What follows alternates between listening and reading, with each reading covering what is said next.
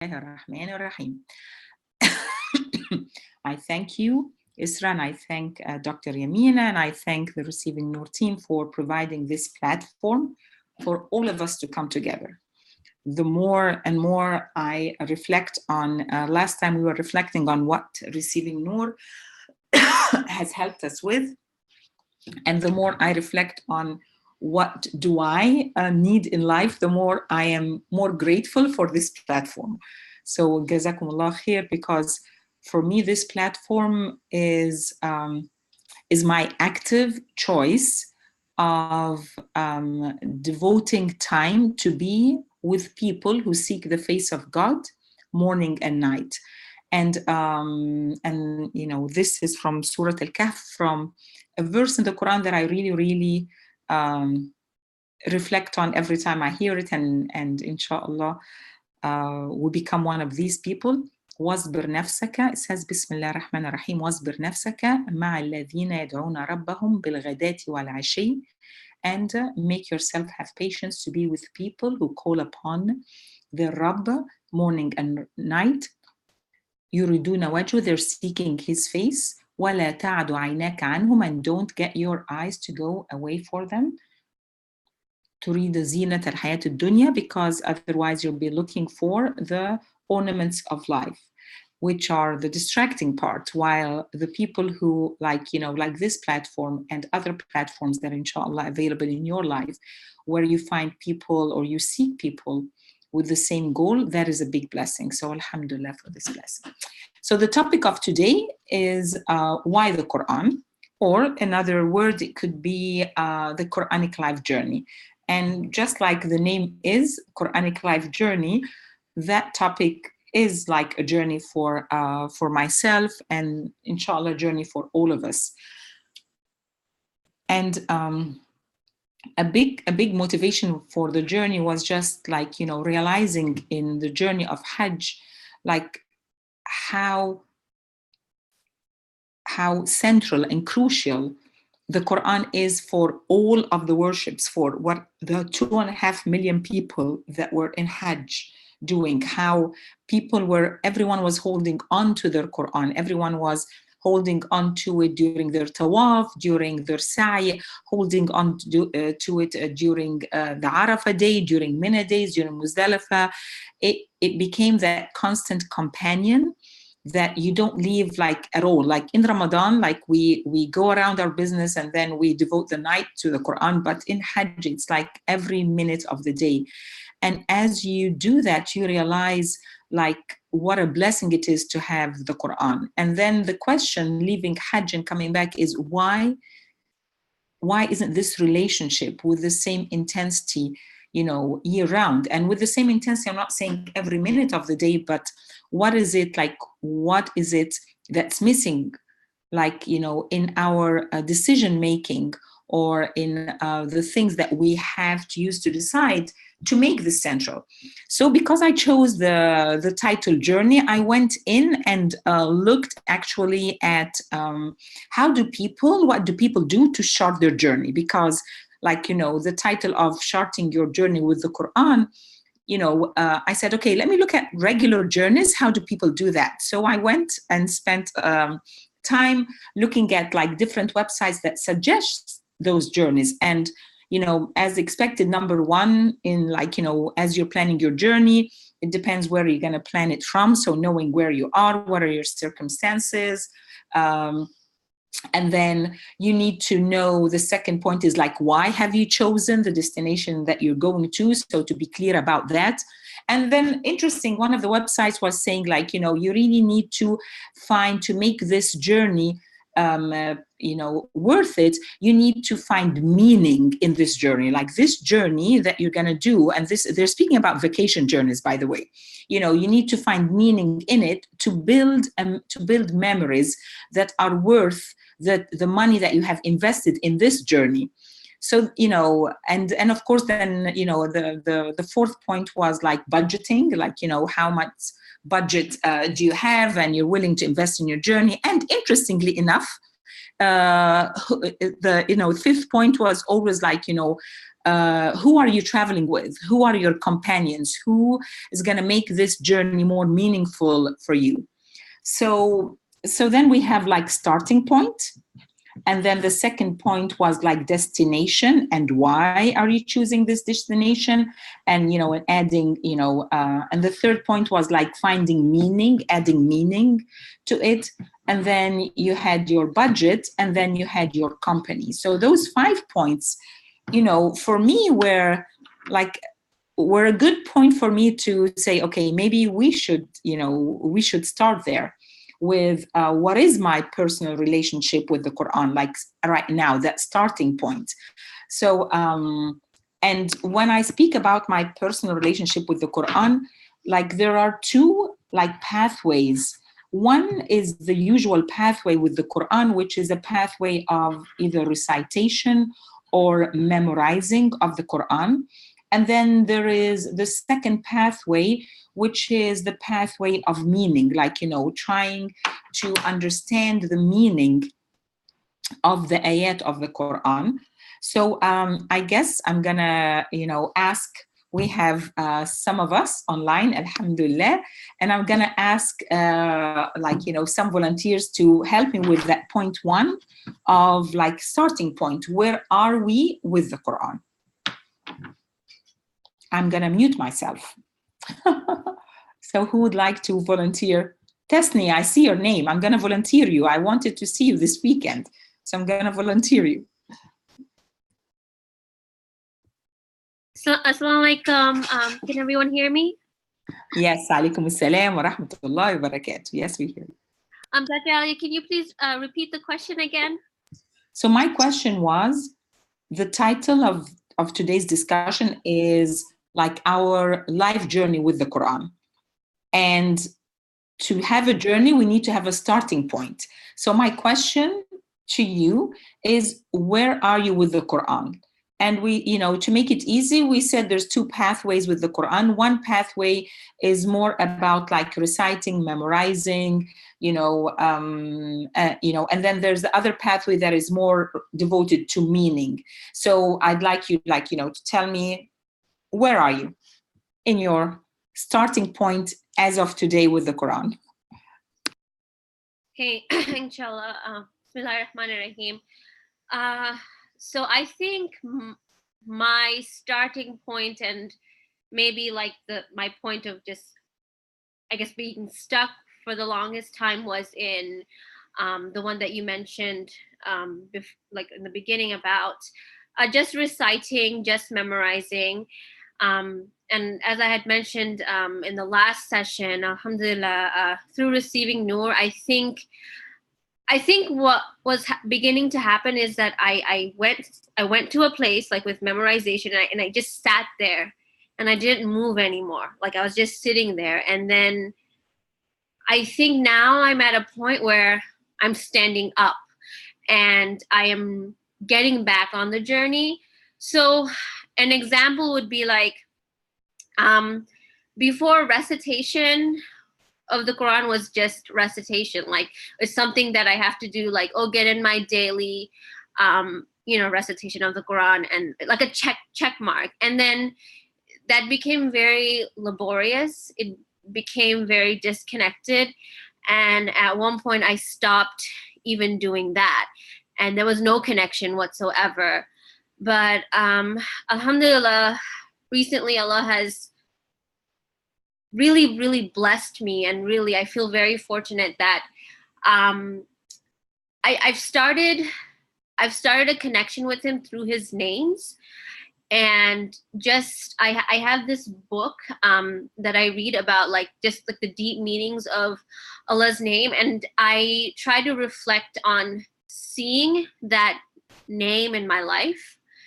And because of that, and like now it's like I realize in the past I would waste so much valuable time. So now, even with a busier schedule, like when I'm driving to grad school, I make it a point to actually recite the names of Allah, and I reflect on my day. Like one name that I really, really connect to is Yasami. and it's the one who hears everything. So anytime I'm struggling on an assignment, anytime I am not understanding something, like the teacher said something, and I'm like, you know what? I'm not the doer. Like, Allah, you're the one who can bless me with the knowledge. So Yasami, you hear everything. You hear my struggles. Ya Basir, you see it. So please open up the pathways. And subhanAllah, I've realized that when I do that, things have been so much more easier. And I've also so instead of just making a ritual of like just, you know, reciting the Quran, I really I don't know if enjoy is the right word, but I really look forward to reciting Surah Mulk at night, especially after Dr. Yamina's sessions on it. And I think what drives me is that, you know, I believe that Surah Mulk will be an intercessor for me, you know, when I pass this. I have this firm belief. So that excitement, that anticipation, or even that disappointment when there's nights that I can't read it because I'm too tired, like I feel upset because I'm like, I didn't talk to my friend.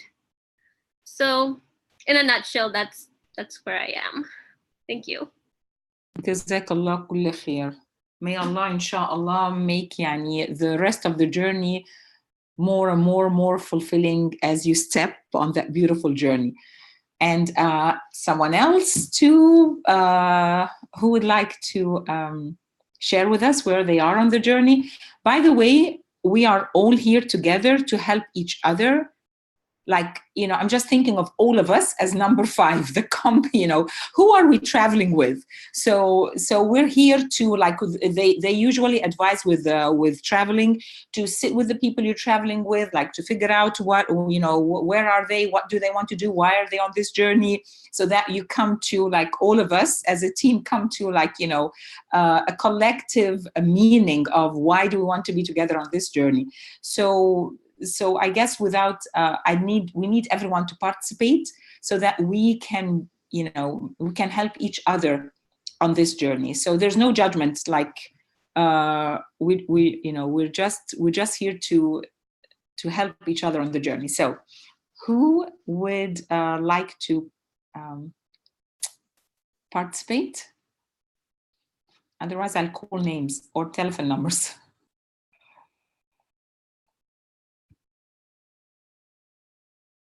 Nertila, am I pronouncing your name right? Would you like to share?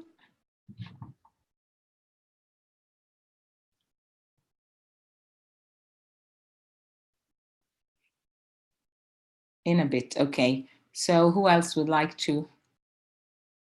Emel?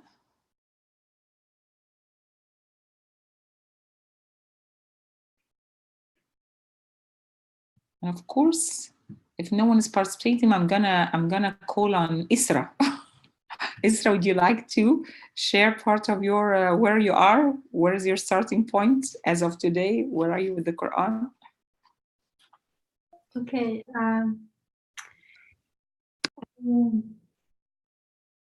I think I've been really blessed to encounter ways of reading the Quran that really have made a lot of sense, and in comparing to the past where I used to read, and can you tell us a little bit about the past before you tell us about? So I'm gonna take the past as your starting point. Tell me, where were you first? I mean, I want to do it like past and later and then now. So so if go for it. So in the past, one of the things I started reading the Quran, I don't know, as a child, maybe 11, 12. So and this is aside from learning how to recite, that came earlier, but to kind of really start to be curious about its meaning. There was this one translation of the Quran at home with short tafsir next to it. Now I realize it was, I think, Jalalain tafsir. It's a digest version of two classical tafsirs combined into one. And I do remember like reading, starting from Surah Baqarah and reading the meaning and with the footnotes. And I'm not sure, I don't remember what I was making of it, but I do remember the sense of excitement that I had at the time about, God is speaking to me, my God, God is speaking to me, and this is his words. And I do remember kind of holding it was a big volume, so holding it tight to my chest when I finished, reading that, something. But as time went on, reading it with all the historical references has been a bit of a challenge. And then I was very fortunate, alhamdulillah, to meet Dr. Yamina and Dr. Ali, and then through them, Sayyid Nursi's Receiving Nur, and that really opened up the Quran for me. By that time, I was only reading parts of the Quran for kind of blessing purposes more than anything else. And then the parts I used to read, as I said, the superficial level of it was some sort of a block. But at the same time, I did, like, whenever I read it, I would get into the narration. So if it is about hell or heaven, I would really feel myself there. And this is one of the things I remember, that I used to feel that, like when I stopped reading, I was like, wow, I'm so glad I have more life to make a difference. And really, it felt, I was young and it really felt that it was real. But still, many of the passages seemed were close to me. So then a journey opened up with the new perspective through Receiving Nur and the halakas. And some verses started making a lot of sense to me, like almost like, like it's just one couple verses maybe, but it would be like so, I would realize it was so meaningful, so profound. And so over time, the number of those verses that made so much sense, and the key, as we shared last time, was to read the verse as being interpreted by the universe around us, the natural world, and also the inner world of human being. So that has been very helpful. But more recently, I've been to come to the more present. I've been missing a bit more of a sense of awe when I read the Quran. So there are certain passages I really connect with, and I'm amazed at, and there are certain passages that I don't yet quite see their depth, and I want to be in a place where I see more depth, not just in certain passages, but throughout the text. And when I read the Quran, I want to be able to feel that this is an amazing text speaking to me now, that my Creator is speaking to me now. I feel I miss some of the awe that I had as a child. I feel there is room for more awe. So that's where I am at this time. جزاك الله خير إسراء, يعني for sharing, and subhanallah, like what you're saying, like I miss the awe. Like for me, when I hear I miss the awe, it's like I miss that feeling, like that feeling of closeness and total enchantment by the Creator words, and that is like, that's everyone's goal. But it's nice that you say, like, I like the way you say it, I miss the awe. I miss the awe. Some people say I miss the awe. Some people say I miss feeling connected. Some people, like, I miss feeling that, for example, the word that the Ismullah Samia, I miss feeling that my words were, heard by God and answered. I love this way that you say, I miss the awe. May Allah, inshallah, bless you and bless all of us with realizing the awe in this beautiful, amazing gift. Does anyone else would like to share?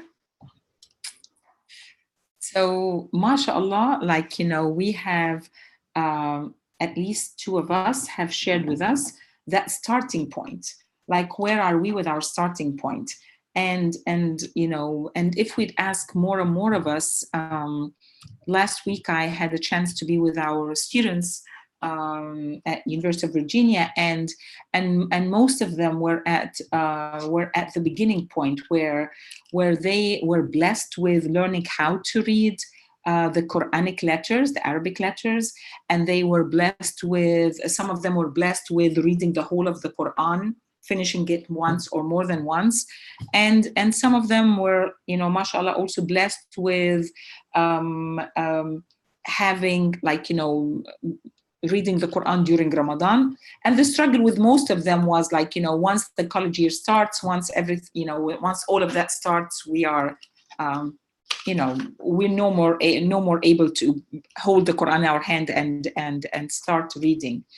So from here, the second point comes in, which is the point on any journey, like, why are you choosing this destination? Why the Quran? Like, why are we spending time talking about the Quran? Why do we want to have a journey with the Quran? And that is a very profound question. Sorry, Aliaa, may I ask a question? Yes, please, go ahead. So when you are talking about the Quran, is it our destination or our companion? So right now, Which perspective are you?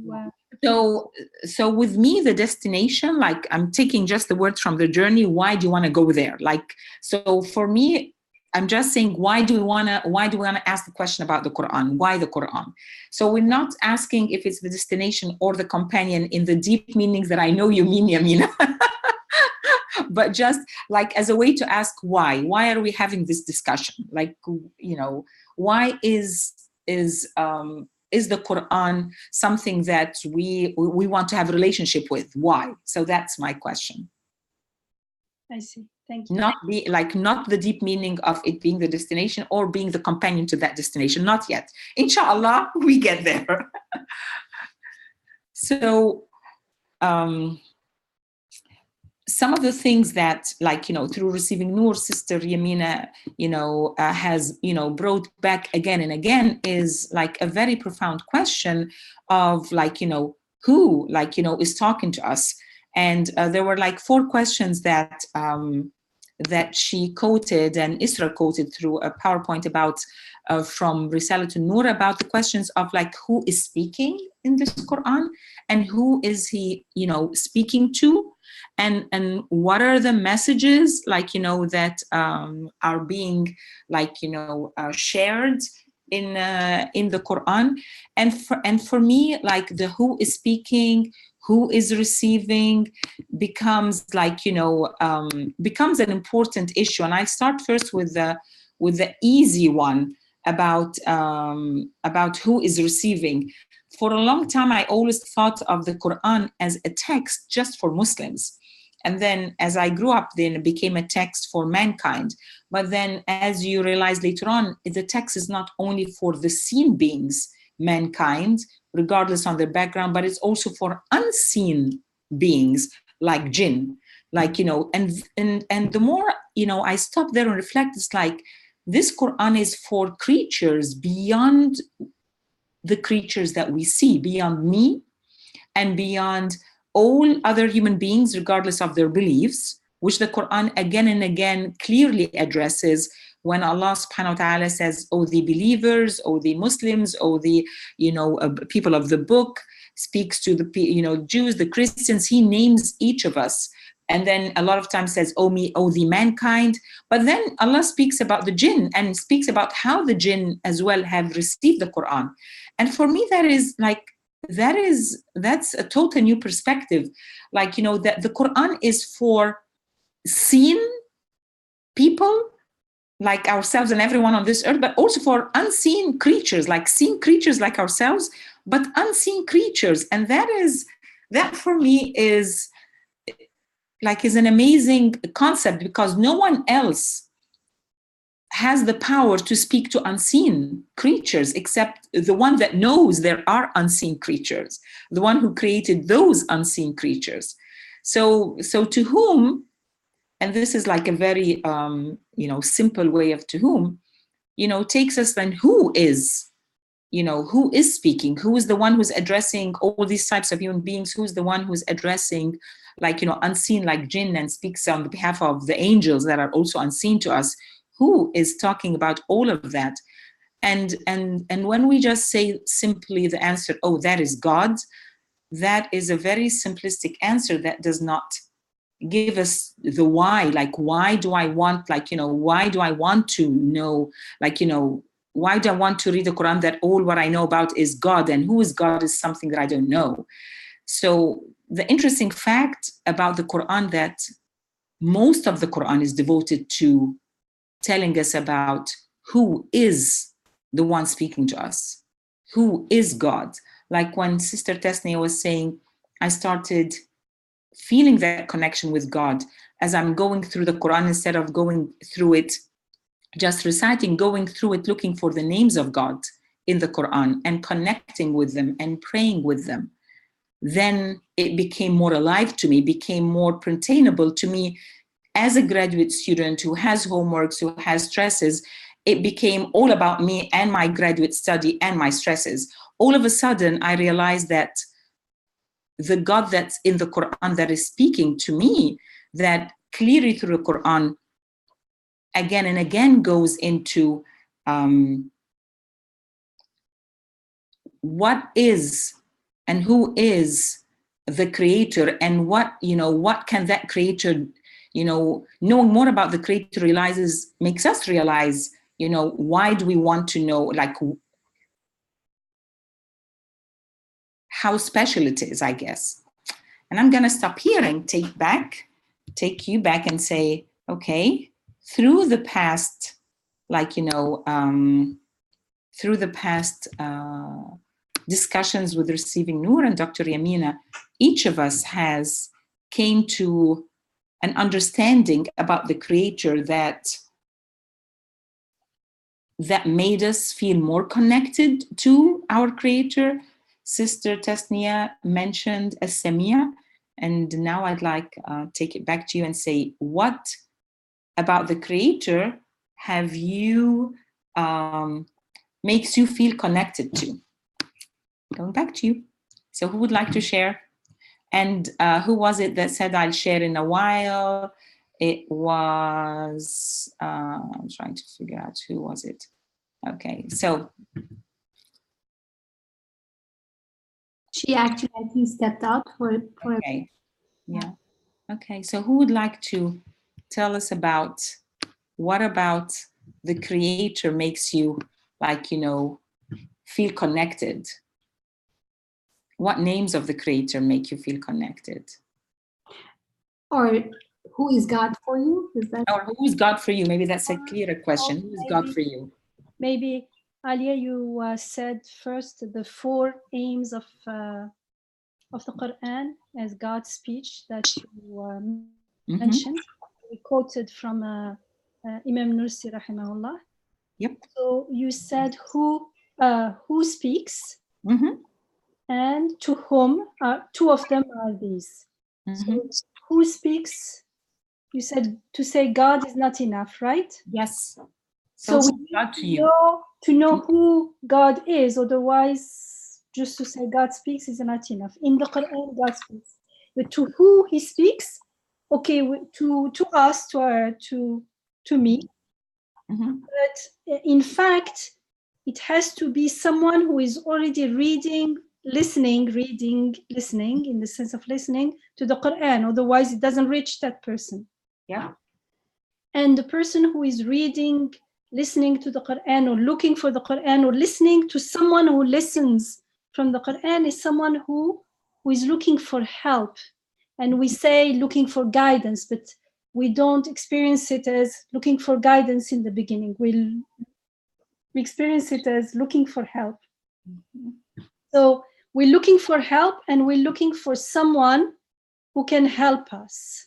And then So maybe now you can ask the question maybe a little more clearer. Yeah.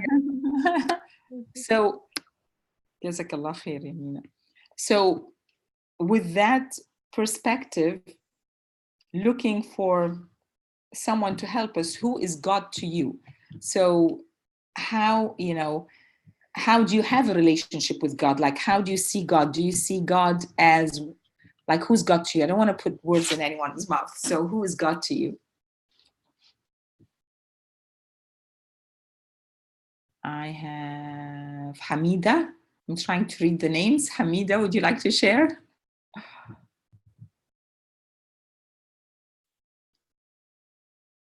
And there's Emel. And I cannot read all of the names because sometimes they're not like. I know that people might feel, oh, here, someone is, go ahead. It's Amina here. Can you hear me? Amina, yes, I hear you clearly, Amina. Salam alaikum, sister. Alaikum assalam wa rahmatullah wa barakatuh, Amina. So I'm not sure if this will fit in with the question, but it's certainly a piece of the story. When I was a little girl, I remember lying in bed, and I was raised in a Christian church. It wasn't strong Christianity, it was Christianity with the heart. But I remember lying in bed at night, and my child mind said, God made the house and all the people in it. And then something expanded a little bit, and I said the town and all the houses and everything in the town. And then I began to see America, this idea of a map of America, and I said the same thing. And then the globe. And then I went out into the universe and saw the stars and the moon, and I said, God made all these things. And then what happened next was the question that came to me, but what made God? And so that's something I've carried with me all of my life. I remember that, and I was quite young, and it wasn't part of a discussion. I think it was a gift in a way. Like a little light to go with me in this life. And so when I read the Quran, like our sister said about missing the awe, it's that missing the awe or the longing. And sometimes for me reading the Quran, there might be an ayah in it that just takes me to a place of that space between the planets, the great unknown who makes himself known through creation. And that somehow is, when I have that connection that takes me out of the smallness of myself to be in awe of the greatness of God. And in a simpler way, certainly nature and creation and the kindness of human beings, the places where I see compassion in life, that is also what helps me feel connected, but in a slightly different way. It's as if the transcendent aspect of Allah subhanahu wa ta'ala tends to expand me, or takes me out of myself, so to speak. Seeing the unfolding of God's mercy and the other qualities in life brings my breath back to me. So, thank you. Oh, that's very beautiful. Thank you very much, Amina, for sharing. Who would love to share with us? Thank you, Amina, for sharing. Thank you. Who else? And I could not, like, now I can see that it's Amina, but before I could not read all of the, the initials. Who would like to share? Okay, so maybe the question is, like, should we be curious about who God is? Like, would that be something that we should be curious about? Interestingly, like the journey of Amina just reminded me of the journey of Prophet Abraham, like, his journey about looking up وكذلك نري إبراهيم ملكوت السماوات والأرض وليكون من الموقنين. And this is how we showed Abraham the kingdoms of heaven and earth, so that he can be certain, like he can be a certain believer, so that he be from the certain people who have certainty, meaning certainty in faith. And then God describes his journey just like yours, Amina. فلما جن عليه الليل رأى كوكبا. When the night came, he saw, a planet, and he said, this must be my Lord. So when it went away, he said, no, I don't like things that, disappear. And then, when he saw the moon coming up, he said, oh, that must be my Lord. But then when it went away, he realized that and said, if my Lord, and look at what he said, if my Lord does not guide me, and that's, if my Lord does not guide me, the word that he used, guide me, in لم يهدني ربي لأكونن من القوم الضالين, I will definitely be amongst those people who go astray.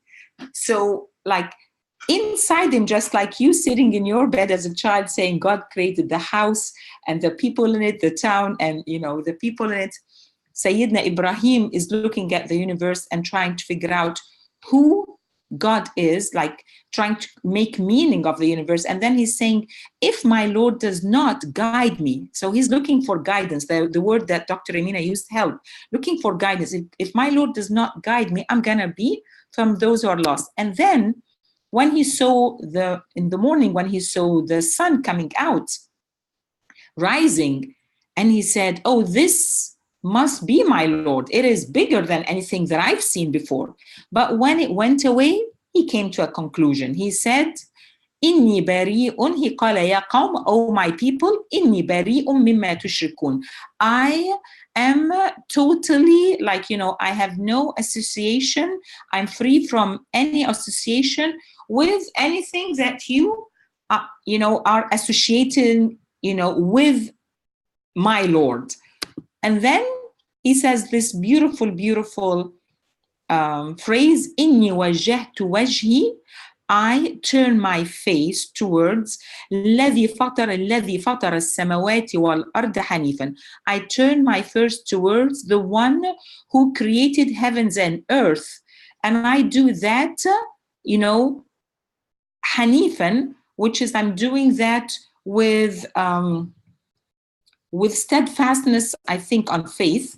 That could be one of the explanation of the word hanifan. وَمَا أَنَا مِنَ الْمُشْرِكِينَ, and I would never be from those who associate. And then he completes it with inna salati wa nusuki.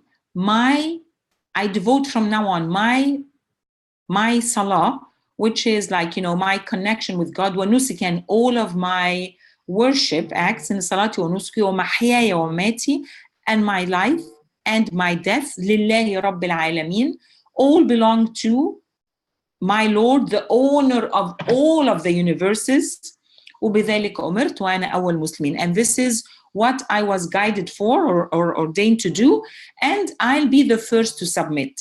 So he goes from the complete looking from who is God the star is God, the moon is God, the sun, into realizing no, God cannot be any of these because they are transient, because they leave. The only thing that can be God would be the creator of all of these. And that kind of God is a God that I would never associate anything with.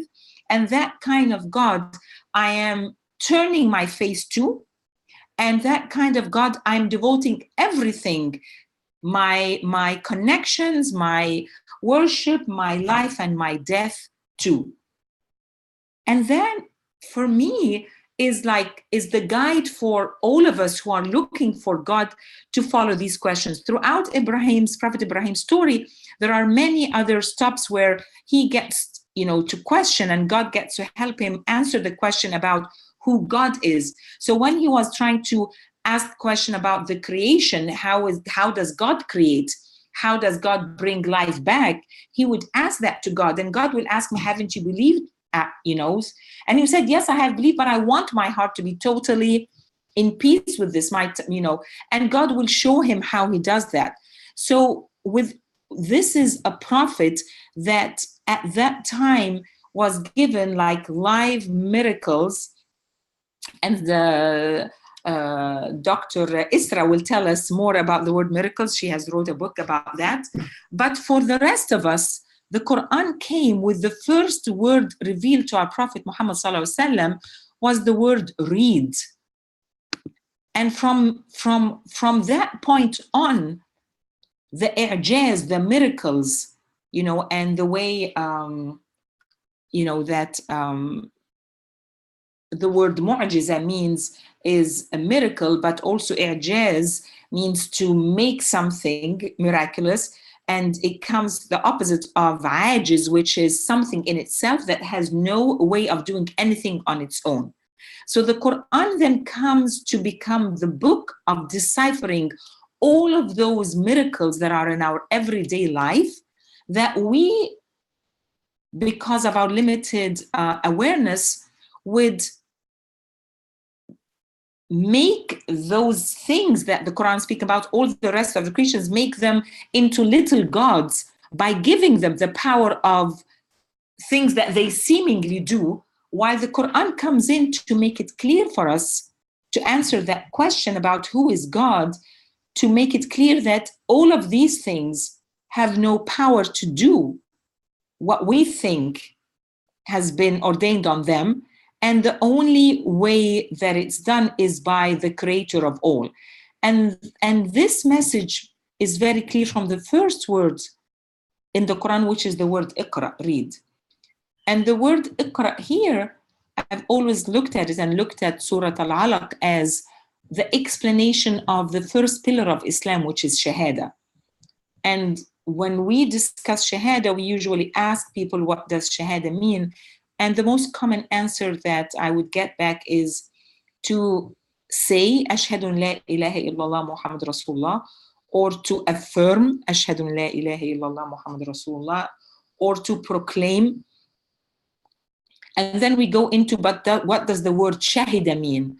And we go into that word means to observe, to see. So then how does observe, see, become say? And then we go into shahada is to be like an eyewitness, to become an eyewitness. And then we go back and say, okay, why is the first word that Allah has revealed to our Prophet Muhammad ﷺ and to all of us and to mankind and to the seen and unseen creatures, why is it read? And what are we reading? And then it's Iqra bisma rabbika alladhi khalaq, read in the name of your Lord that has created. So as if Allah is saying to us, read everything that you see with the creator behind it. Don't just read it as something on its own. No, read everything that's happening in the universe out there. Read it with the creator behind it. See everything with the creator behind it. And then God goes through the rest of the surah in details. Yes? Read with God, everything behind it, reminds me of, you said, should we be curious about who God is? And from what you shared about Ibrahim alayhi salam's story, it seems like what prompted his wandering and looking for a Lord is the awe, because all the things that he mentioned are things that fills us with awe. And that's what Yamina also was saying, when we see the unfolding of God's mercy, of God's power, of God's creativity in the world, we feel the awe. And that awe is a sign, is an ayah that makes us wonder, how is it happening? Who is doing this? This can be done in the world out there and also within our own creation. If we contemplate on our own creation, on how we are staying in life, we can't but be at awe of what we witness, what we observe, what we experience. And that awe either stays there and then we don't question it, and so it is by default associated to the event itself, to things themselves. Or, like Ibrahim alayhi salam, he's looking for where is this coming from? And so that's when we start looking for instance, if it's my own life, my own breathing, who is doing this? Who is taking care of this? And then we are prompted in the fitrah as well as in the Quran to look, to ask those questions and to look for who is behind this activity, this creativity, who is this Rabb, who is taking care of the creation, who is sustaining it. Yes, and I like this clarification, because like without having that question, without having that need, we won't see anything. So it's only when we have that question, when we have a need to answer that question, then we'll start seeing. Yeah. And the Prophet ﷺ, before this revelation and this, like, this first ayah was revealed to him, he had that need. He was looking around, just like Prophet Ibrahim, looking around, trying to like find meaning in what, in what's happening around him, in the creation around him, and in events. And like, there was a lot of injustice that was happening at the time in Mecca, that he was trying to, trying to understand how to deal with this. So he, like his practice, sallallahu alaihi wasallam, was to go out and have time of meditation and contemplation, trying to answer these questions. And as he's looking around, trying to like to find out who is behind, where is life coming from, who is doing this upon me, who's taking care of all of these things, then the answer comes in. To get this answer, read the signs. Like, yeah, so this is the answer to the prophets looking for like, where is this coming from? And then as the prophet, like, and now it's not just the prophet, of all of us, if we get to be as curious, or if we have, or let's say aware of our need for, yes, to know, because we all have the need, but we're not always aware of it, or we could be looking for answers in the wrong place, in the wrong way. So I like how, like, you were aware of our needs, because the third, I keep coming back to that, because it's the key. Yes, that's the need for help, the need for guidance. Otherwise, the Quran won't seem to be speaking to me. Yes. So this one company, I'm just going back to the traveling company because I see this as a journey.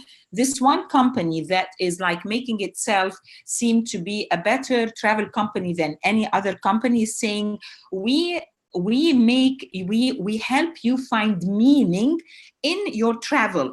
Without meaning, any travel will be fruitless. Only with meaning.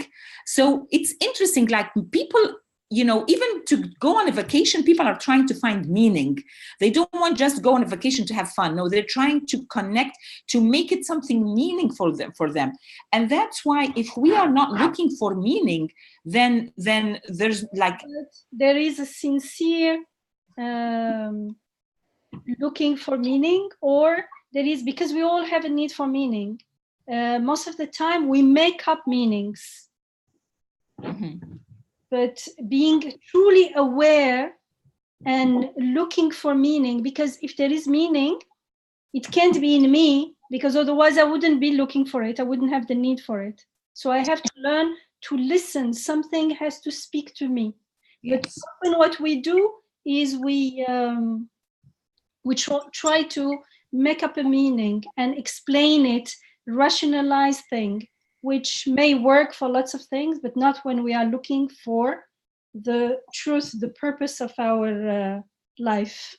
I mean, this is very important because we can do that even while we are approaching the ayat, just like we do it with the ayat in the creation, means events. We can do it with the ayat in the Quran. So there are two steps in understanding the Quran. The first step is understand, to study it, to study an ayah, to study the world, to understand the literal meaning. But the second step, which often people stop at the first one, and that's why you don't feel the awe, because it's all like, okay, we stay there and we trying to understand, we're trying to find meaning in me and put it in the ayah. When we are aware that it's not me who make up the meaning, I am in need of the meaning, I listen, I understand in order to be able to receive the meaning. So I study the words in order to be able to receive. And the second step would be just to listen, to be open, to be inspired, to receive. We are inspired with meaning. And so that's being aware of the need. And as you said, the needs is key to living a meaningful life, key to having a relationship with the Quran that is more than just superficial, that is like a guidance in order to benefit from the guidance of the Quran, inshallah. So it's a very point, inshallah. And subhanallah, and then Allah promises us something.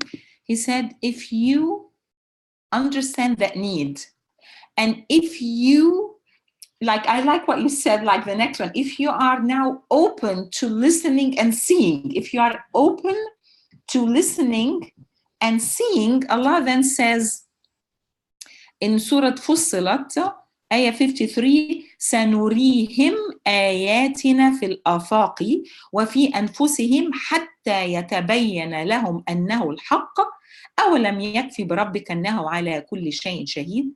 So if you really have that mean, Allah promises you that we will show you our signs in the horizons and within themselves, until it becomes clear to them that it is the truth. So and then God says, isn't it enough for you, sufficient for you, that your Lord is a witness over everything? So like, if you have that need, Allah promises you this. This promise, this word, sayurikum, is a very empowering word. Another time in Surah An-Naml, in verse 93, God says, when you know this, then you will be in total awe and total gratitude. وَقُلْ الْحَمْدُ لِلَّهِ. You'll be in this state of gratitude. Alhamdulillah. سَيُرِيكُمْ آيَاتِهِ. God will show you His signs. فَتَعْرِفُونَهَا. And you will realize it. وَمَا رَبُّكَ بِغَافِلٍ عَمَّا تَعْمَلُونَ. And He is not heedless to what you're doing. So again, God again and again is promising us that that He will show us the signs, that these signs, if we are looking for them, He will make them clear to us, and then it will be clear to us that this is the truth. And why? Because God's saying, is it enough that I am the witness? I witness that you really now have a need, you're looking for it, and I am going to give you what you're looking for. This for me is a very powerful point for us on this journey, because like myself, like everyone else, my starting point with the Quran, or my journey with the Quran, goes between recitation and sometimes I recite because I want to make khitmah of Quran, like whether because I want to make dua for someone I love who is sick, or my father, or people who are deceased. So like that kind of recitation where I have a task to finish reading, or a recitation where I am reciting like one page and tagging, like I found that tagging that page and coming out with like I ask 3 questions of the page. At one point, with Sister Tasnia's husband, brother Tamim, we tried to make this an app for UVA students where they reflect on the page. And then, mashallah, when Sister Yamina, like when she helps us see like a totally 3rd or 4th or 5th, dimension of the ayah that is beyond, like, beyond what I was like stuck with or thinking of. So sometimes I get discouraged until I realize that you cannot get to that 5th and layer without spending a lot of time and being sincerely, like, pushing yourself sincerely in each of those stages to get to the next stage. Like, yes, you need to like, you need to know what your question is and keep at it. And keep moving. If you're at the stage of reading, then read and read more, and then move to the next stage. If the next stage is understand the literal meaning, and then move then from the next, but you keep, and then from that literal, stage into what is, where should I go? And that is a big need for us. That big need of what is the meaning of this life? What am I supposed to do? I'm someone who has graduated a long time ago, have had my master's, I've had my PhD, I've had my MD, have taught, and I still ask the question, what is the meaning of my life? So like, even after 30 plus years of teaching, of doing everything that that people at the beginning of their life will aspire to do, that question has not ever left me. So definitely I have this need of guidance to what is the meaning of what I'm doing? Where should I be going? And this is several layers in depth in the Quran that I can only get when I delve that deep. But without realizing that meaning, without being honest in wanting what I want and knowing why do I want it, then I would not receive it. So I like when Sister Yamina was saying, like, the first layer is one layer, but the second layer is that to be ready to listen and to receive when those ayat and signs will be given to you, because God promises each of us that He would reveal those signs to you. The answers of those questions will be coming to you, and you would know them and know that this is haqq, that this is what, this is the truth. And you will be in a state of gratitude knowing that.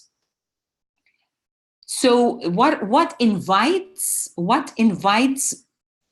that God gives this revelation to us is us knowing that need, is us really knowing that I have a need for finding meaning to this life.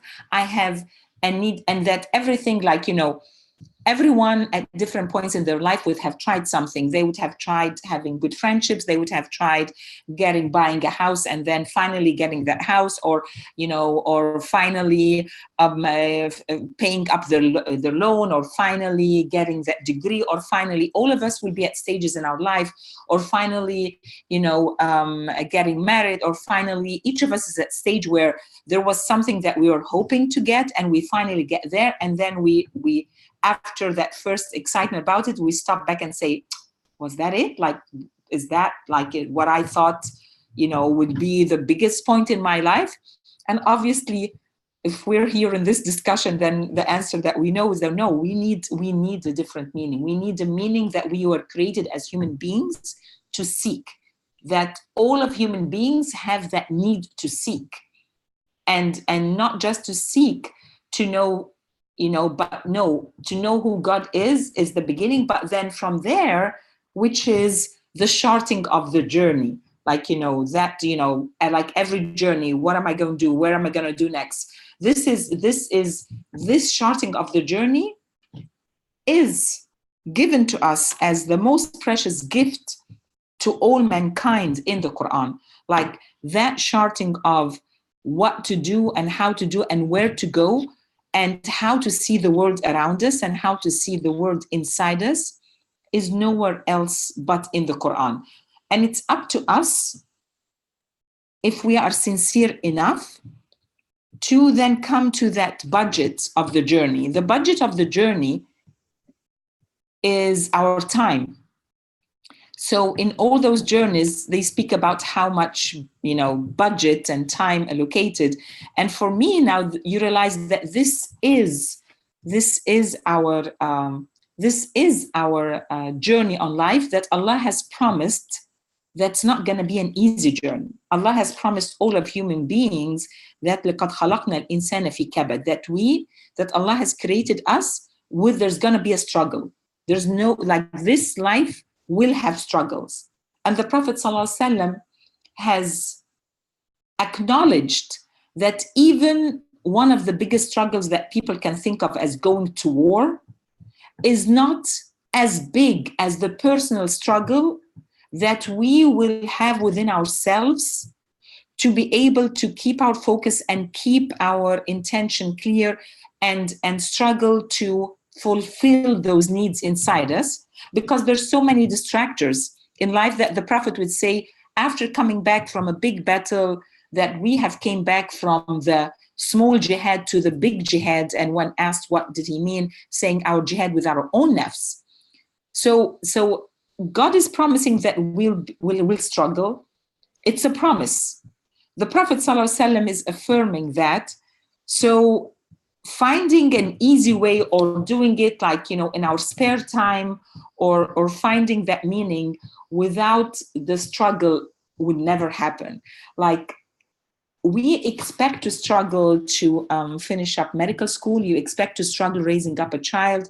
You expect to struggle as you're paying off your debts. You're expecting to struggle as you, as you're trying to make a friendship work. You're expecting to struggle with everything else. But when it comes to our relationship with the Quran, I feel like a lot of my journey was, I was not ready to struggle. If it's coming easily, I'm happy with it, with the meaning that comes to me easily, knowing Arabic, but to struggle and to put in more effort, that's a different level of the journey. And that level of the journey needs a discussion that I had with Dr. Yamina about intention. And I will refer back to Dr. Yamina with intention, because my perception of the word intention was a very simplistic perception, which is I intend, inshallah, to have a better relationship with the Quran. I say that in my dua and before I sleep, and then I will sleep on it, and that's it. But you, Yamina, had a different perspective on intention, which was not what I said. Can you share it with us? I was going to ask you, why do you think so? Why do you think we don't invest as much in our relationship to the Quran? And you said intention, but is it only, or is intention the result of something else? Isn't that also the feeling the need for it? You said, you talked about the need, and I feel that the need is really the key, because when we feel the need for something, if we feel it intensely, if we don't really feel it intensely, then it's not our priority. But if it's intense, not only what we say, because I may say I need this and that, but this and that are really important for me for other reasons that I may not be aware of. But in this case, we want to be aware. We want to have a clear and conscious relationship with the Quran, because it's not something that, it could be something that you are brought up with, and we have different kind of maybe emotional relationship with the Quran, and maybe you read something about hell and something about paradise, but that's not the conscious part that we want to nurture. So the intention is.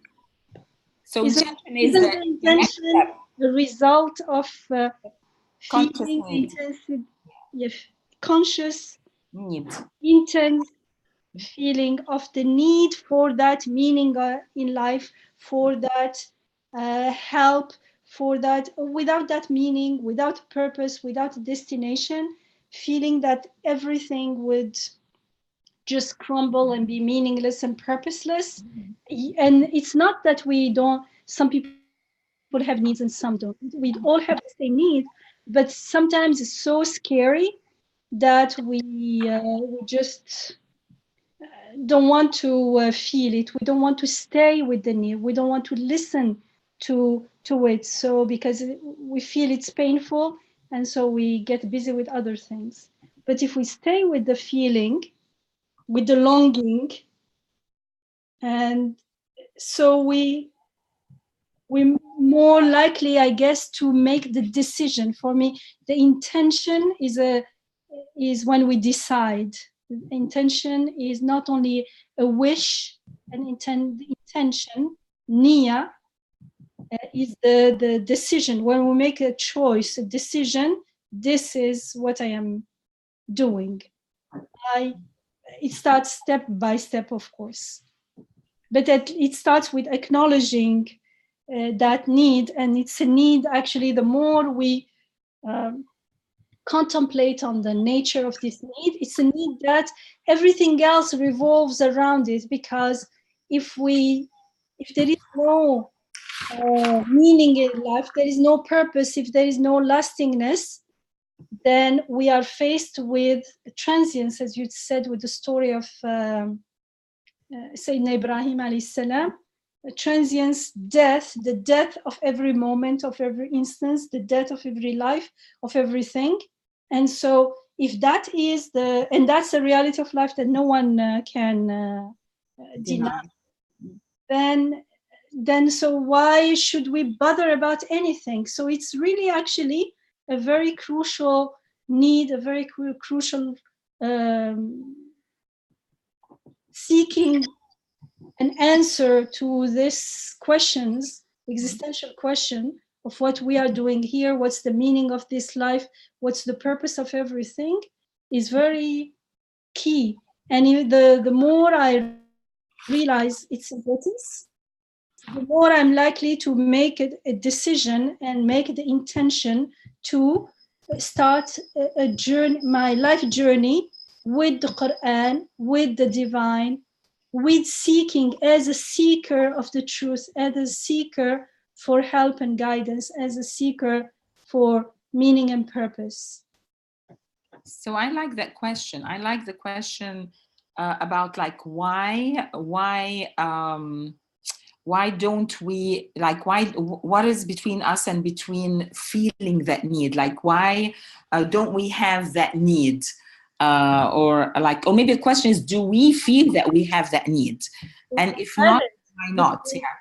We may not be aware of it, because I feel that because it is discomforting, and usually we don't like going out of our zone of comfort, so we try to avoid it at all costs. We keep ourselves busy with so many things, and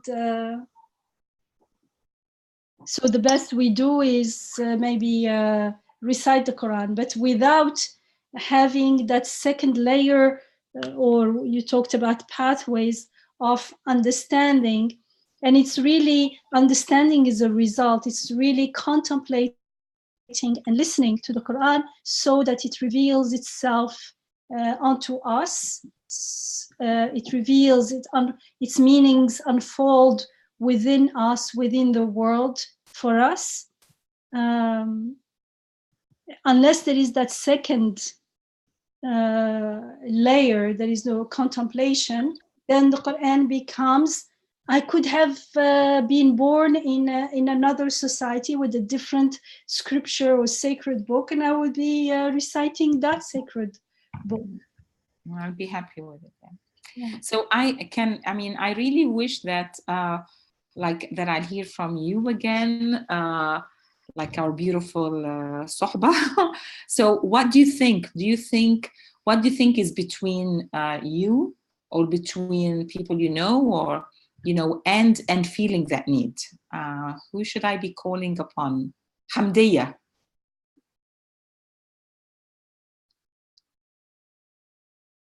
Or anyone, I'm trying to read the names. So who would like to tell us, what do you think? What do you think? If no one else, I'm going to come back to Tasniya because at least, hopefully Tasniya will be able to share. Do we have that need? What prevents people from having that need?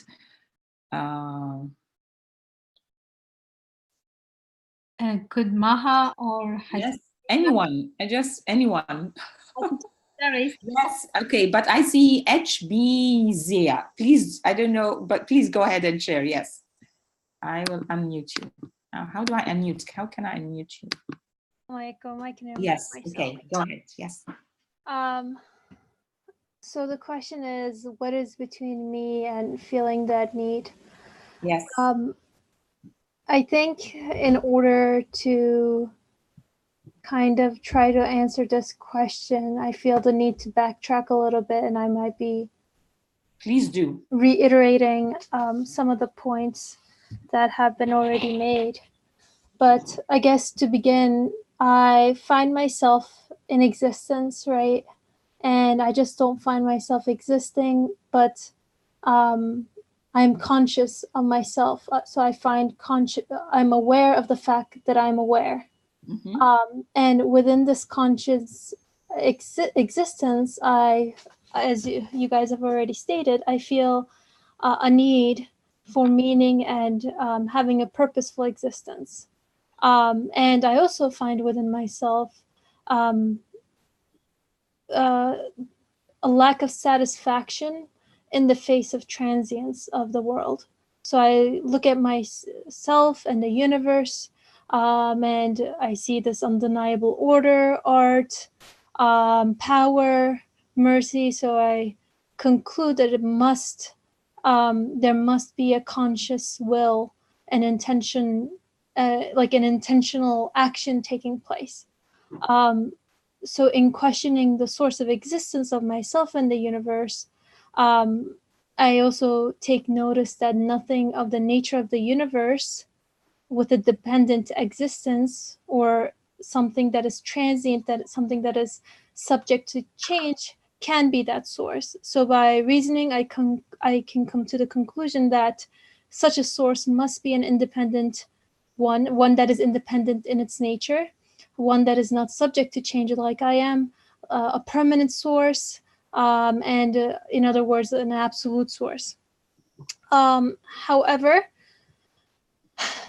confirming that I have been brought into existence in and of itself is insufficient to the questions I find in myself as a human being, especially given my desire for permanence, and kind of finding myself existing in this apparent contradiction about wanting permanence, yet everything is passing away, I'm aging, everything has the stamp of transience on it.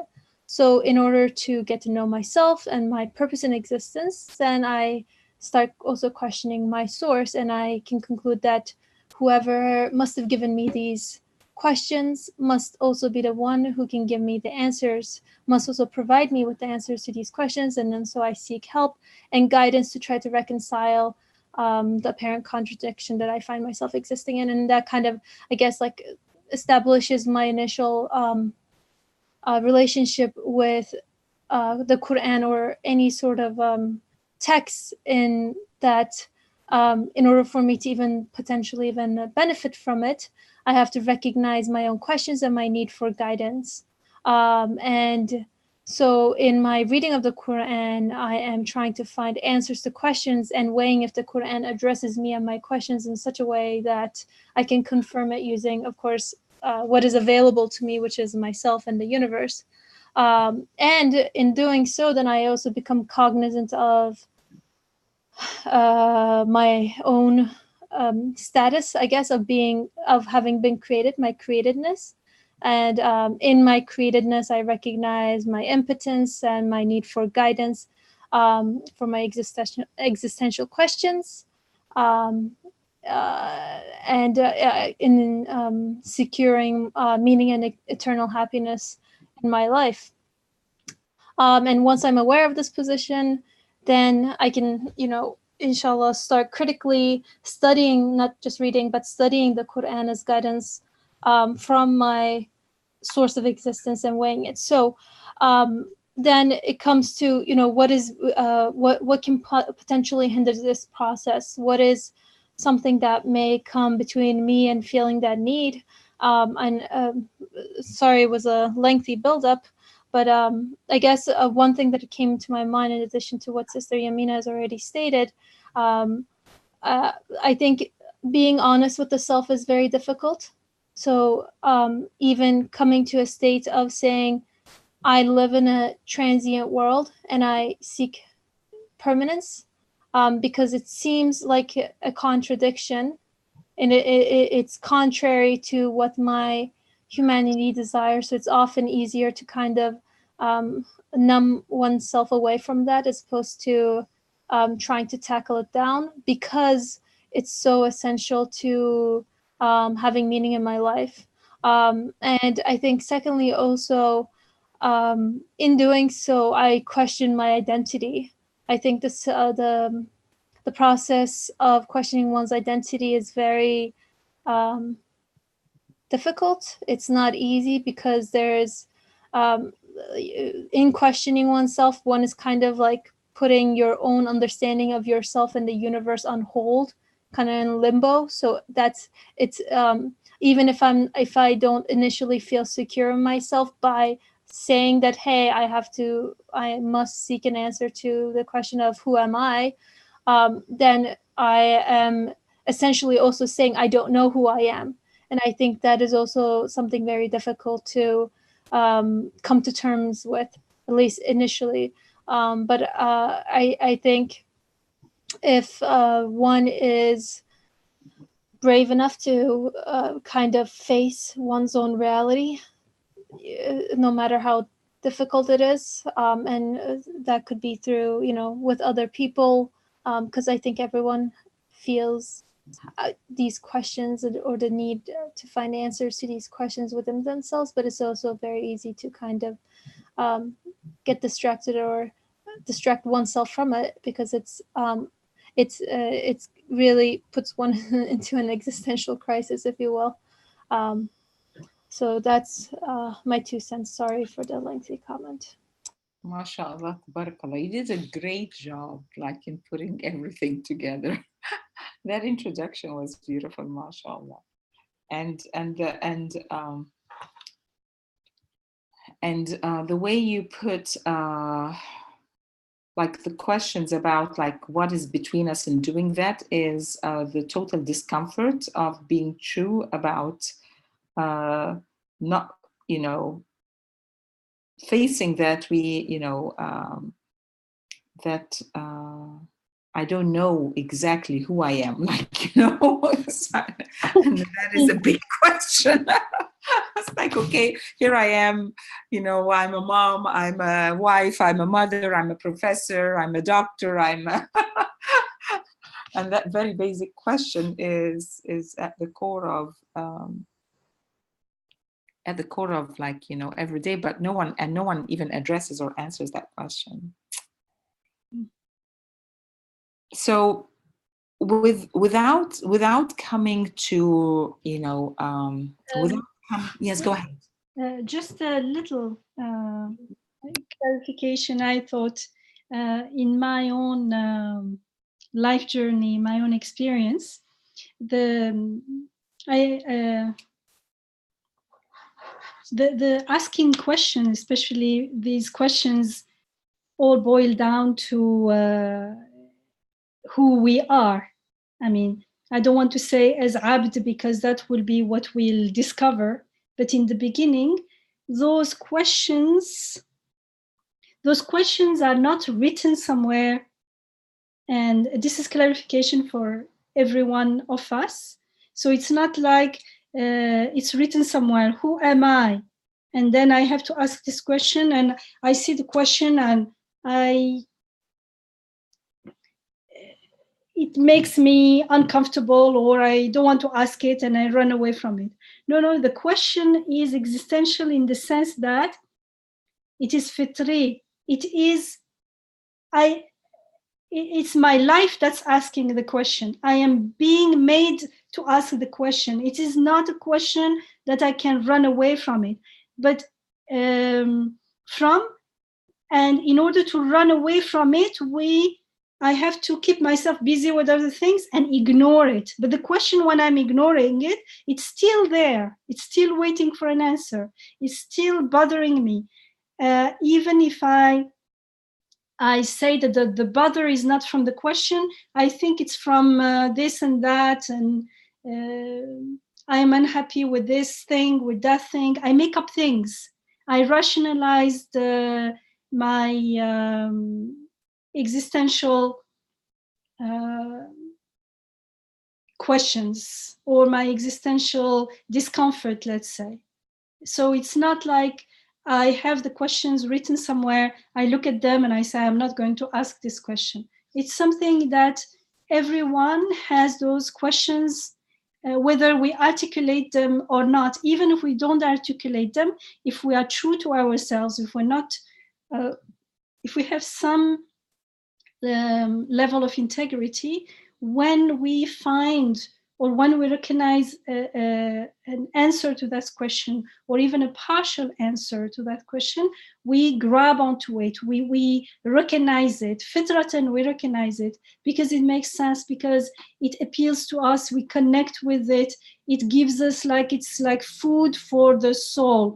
It's like suddenly someone in the deserts finds water. But I'm not talking about someone who never tried to listen to their inner being and finding, looking for, seeking something. But we're talking about people like us who are somehow on the journey, even if we're the lazy ones who keep erring here and there instead of following the caravan, following the highway, the path, and coming back. Like, what is it? My question would be, what is it that, even though we had the opportunity to feel how quenching, how pleasurable, how fulfilling and satisfying the answers that we find to some of our existential needs were, how come we still are not, what was the word you used, Aliaa? We are not totally committed to this path, to our relationship or our journey with the Quran. Maybe it's late now, but this could be a question for everyone to ponder about, to contemplate, inshallah.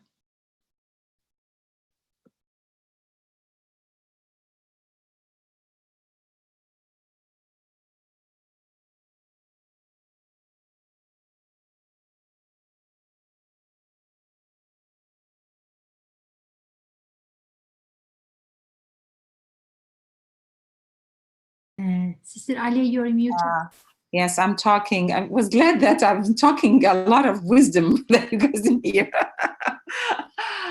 I just was thankful for that question, because I think answering that question, inshallah, will help us to the next stage. I don't just like Dr. Yamina has. Can you repeat the question, please? Yes. So the question is, what is preventing us from committing to our, committing to building a relationship with the Quran, and thus with God? What is preventing that? We have tasted in the past several years, what does it feel like to have a meaning of an ayah, clear to us, and we feel that, yes, this is something that talks directly to me. So then what is against me, and between me and being totally committed to a journey with the Quran? What is preventing that? What's preventing that commitment?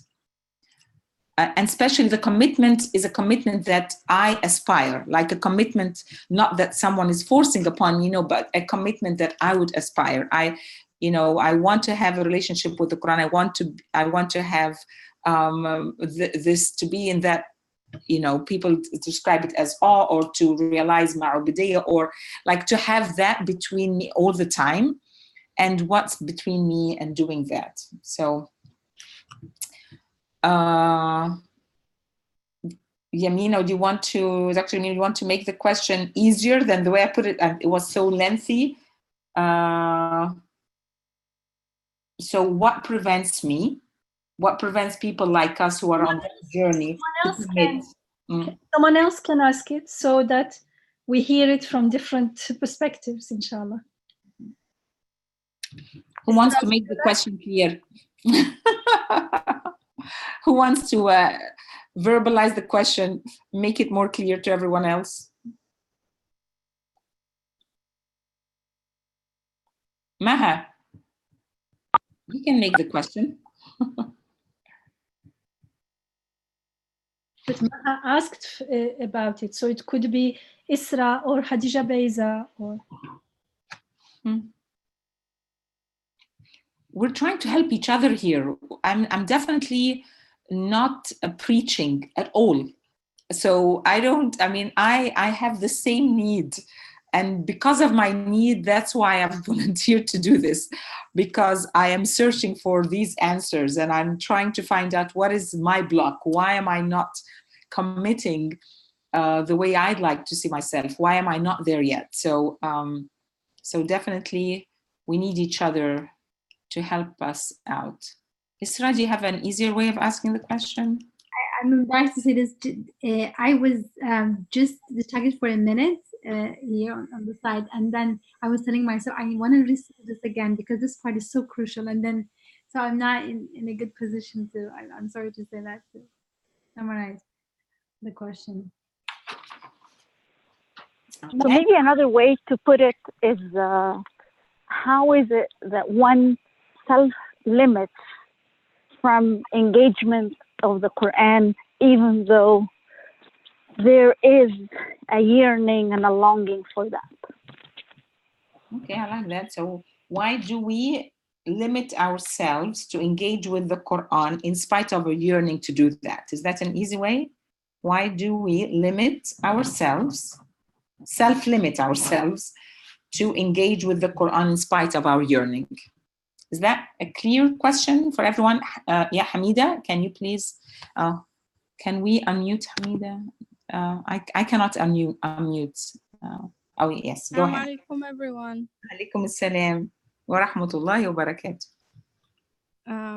I think I liked what Sister Maha, the way that she put it, that limiting ourselves, even though we have this yearning. Yes. Sometimes it seems like there is self-resistant or you want to, but it's just, you have this way of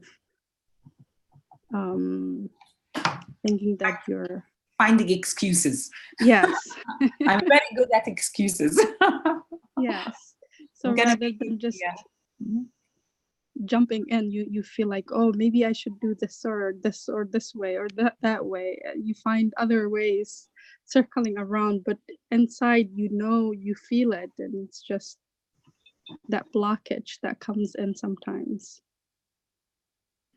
Jazakallah khair. So okay, do we agree, inshallah, that we contemplate on the question that Ma has made it simple for us? Why do we self-limit ourselves to engage with the Quran in spite of our yearning to do so? And I think it's very personal for each of us. So we'll have to, it will be a good test for us this week to see if we're honest enough to ask that question to ourselves and come up with honest answers, inshallah.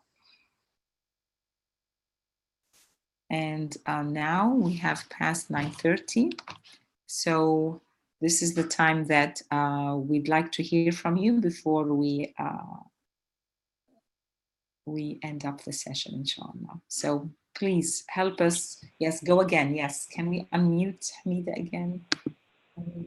Isra, can you help us unmute? Yes. Sorry, I didn't mean to raise my hand again.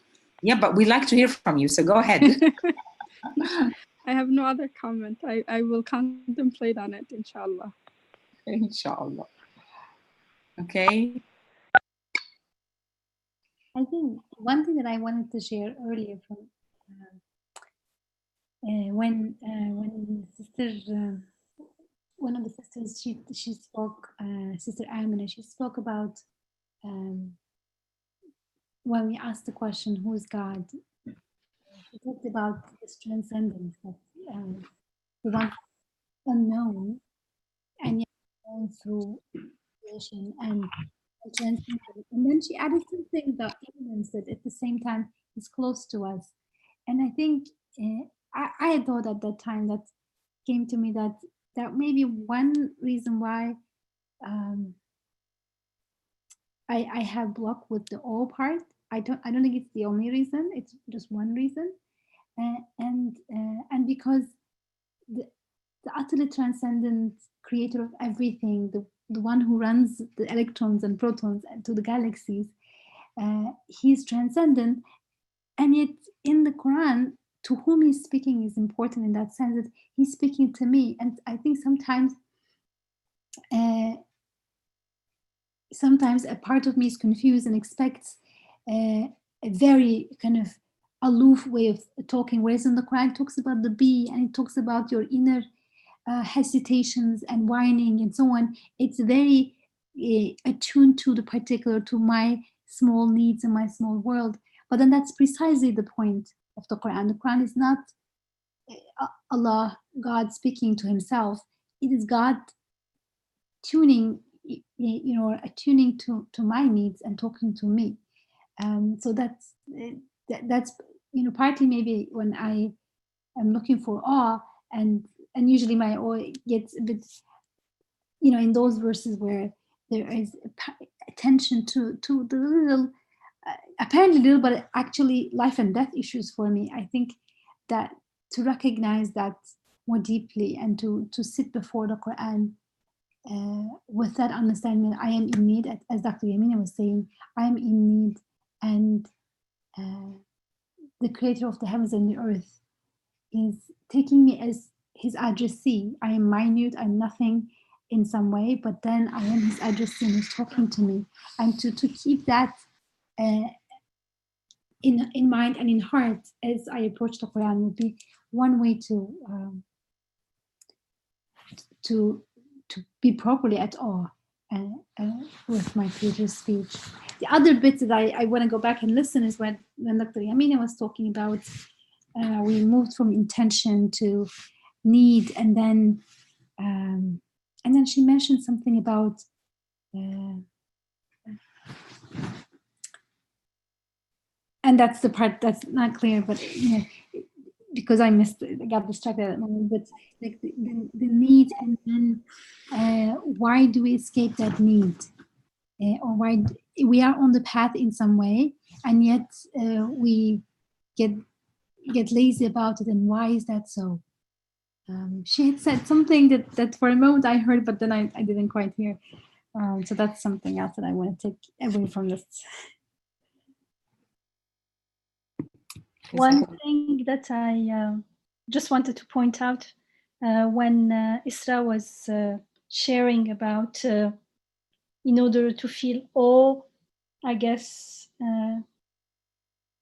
maybe sometimes people may expect or something like the transcendence of God is what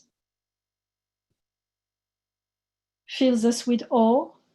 But in the Quran, often it's actually the fact that God is so close to me, to us, is what fills us with awe and awe and love. But this is also again to do with who am I? Because if I am not in touch with who I am, or the less in touch I am with who I am, the less comprehensible, or the less I can feel God being close to me, and that won't give me awe. It may even confuse me. And again, it is related to Khadija Baiza, I think, was talking about the question of who I am, and our crisis of self-identity is at the core of all this. And it's because there is that part of us who resists, as Hamdia said, part of us that resists, doesn't want to let go, doesn't want to surrender, doesn't want to make taslim of its claims to who it thinks it is. It's an illusory identity that we hold on to. And unless we cultivate some awareness, and we start accepting our reality, and then that reality is from where we are going to build our true identity as Abd.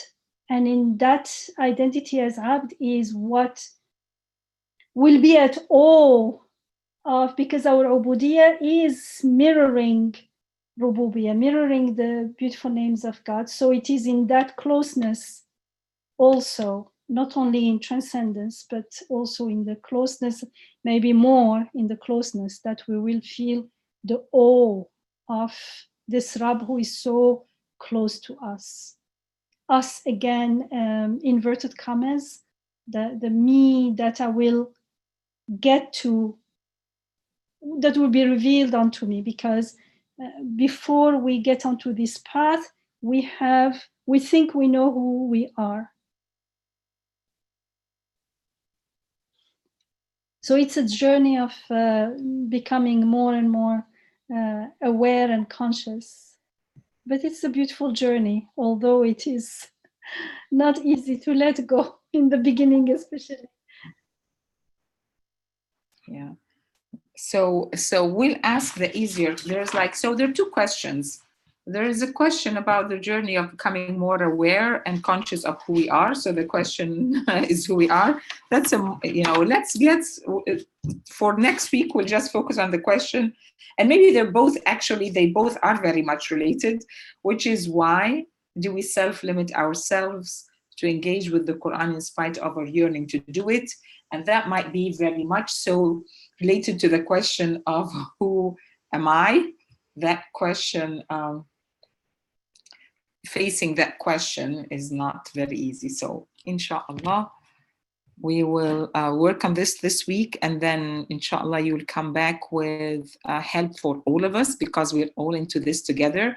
I like Sister Yamina's imagery, like we are people who are choosing to be together every Monday, to be on that journey. So it's our intention to be on it. But there are shortcuts for the caravan, and we might within ourselves be taking some longer winding roads, and we need to decide if we want to commit to taking that the road that engages us the most. Bismillah. So with that, we inshallah meet next Wednesday. And yes, go ahead. Thank you for leading this session, and Jazakallah khair, Sister Yamina, for your additions and contributions. And thank you everyone for joining us tonight. Inshallah, it's a Wednesday night, so we'll see you inshallah next Wednesday. And in the meantime, let's keep each other in dua, and maybe be in this journey to our Rabb together. And please remember to register for the annual retreat. We'd love to meet in person as well this December. And also please share it with others who may be interested. Our event page is on Facebook, and then the website has details and registration. Assalamu alaikum wa rahmatullah. Alaikum salam wa rahmatullah. Thank you. Thank you, Aliaa. Thank you, everyone. Assalamu alaikum. Salam. Jazakallah khair.